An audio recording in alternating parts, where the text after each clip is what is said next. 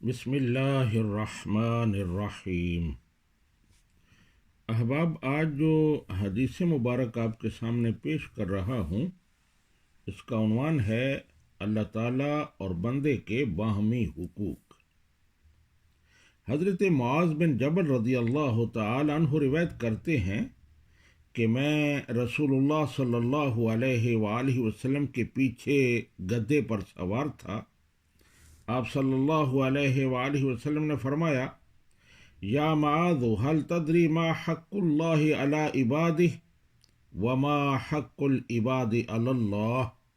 اے معاذ، تم جانتے ہو کہ اللہ تعالیٰ کا اپنے بندوں پر کیا حق ہے اور بندوں کا اللہ سبحانہ و تعالیٰ پر کیا حق ہے؟ تو حضرت معاذ بن جبل کہتے ہیں، میں نے عرض کی: یا رسول اللہ صلی اللہ علیہ وسلم، اللہ ورسولہ اعلم، اللہ تعالیٰ اور اس کا رسول صلی اللہ علیہ وآلہ وسلم بہتر جانتے ہیں۔ اور یہ صحابہ کرام کا عام معمول تھا کہ جب بھی نبی رحمت صلی اللہ علیہ وآلہ وسلم کوئی سوال فرماتے تو وہ جواب میں یہی کہتے: اللہ اور اس کا رسول بہتر جانتے ہیں۔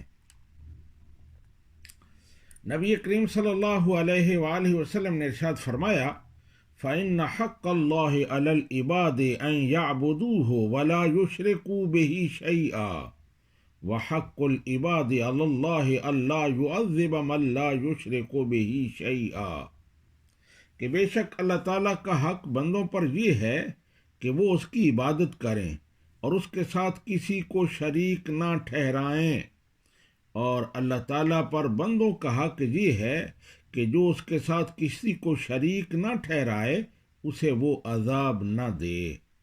یہ بخاری شریف کی حدیث ہے اور اس کا نمبر 2856 ہے۔ یہاں اس حدیث پاک میں جو بندوں کو عذاب نہ دینے کا کہا گیا ہے، تو عذاب سے دائمی عذاب مراد ہے، یعنی جو بندہ کفر اور شرک نہیں کرے گا اسے دائمی عذاب نہیں ہوگا۔ گناہ گار مومنوں کو بھی ان کے برے اعمال پر وقتی عذاب ہوگا۔ اگر صرف ایمان اور عقیدہ کی درستگی عذاب سے نجات کا سبب ہوتی تو پھر انسان کو عبادات اور دیگر اعمال صالحہ کا مکلف کیوں بنایا جاتا؟ اللہ تعالی ہمیں عمل کی توفیق عطا فرمائے۔ وما علینا الا البلاغ۔